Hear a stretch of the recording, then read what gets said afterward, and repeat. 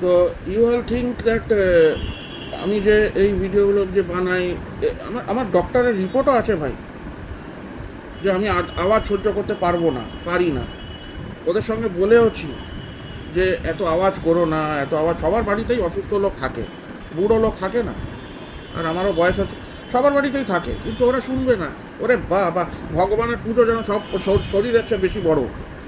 আরে যখন তুমি মরবে, ভগবান কি তোমায় বাঁচাতে আসবে? কেউ আসবে না ভাই। ওইসব পুজো করে ওইসব দেখায় না। তুমি ওই যে কি ওই যেখানেই যায় লোকেরা, ওই যে পুজো করতে যেখানেই যায়, আমি আর তার নাম দেবো না, গুরুদ্বারা বলে, টেম্পেল বলে, হ্যাঁ না তেনা, অন্যরা অন্য কোথাও যায়। হ্যাঁ, when you will die, your date is fixed man.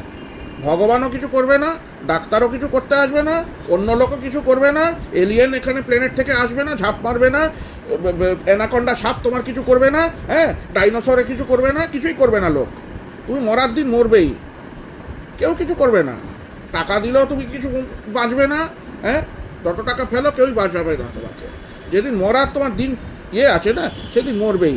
আর এমনি যদি আওয়াজ করে বারবার, আওয়াজ আওয়াজ আওয়াজ, কোন লোকটা বাঁচতে যাবে? কোন বাঁচতে পারবে? এত নয়েজ পলিউশন, তোমরা জানো না কি? ভালো সব পলিউশন, এয়ার পলিউশন হচ্ছে, সবই তো পলিউশন হয়ে গেছে, ওয়াটার পলিউশন, সবই তো পলিউশন হয়ে গেছে।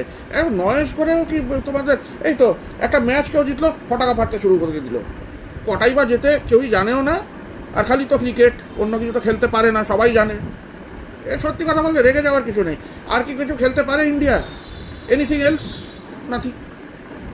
আর ওই সিনেমাতে কেউ নাঙ্গা হয়ে গেল, খুব ভালো লাগলো, কি যে হয়, এই যে দেখো টনটনি বাজা আবার শুরু হয়ে গেছে। কি বলছি, জাস্ট লুক এট দিস, সারাক্ষণ টন টন, কি যে হয়, হোয়াট ইজ দ্যাট? ওটা কিসের জন্য যে বানানো হয়েছে আমি জানি না বাবা, ওটার মানেটা কি? ওটা না বাজালে কি হয় না? আমি জানি না। Just look at this, see it, you can hear it. আর বেশি বলতে হবে না। বাই।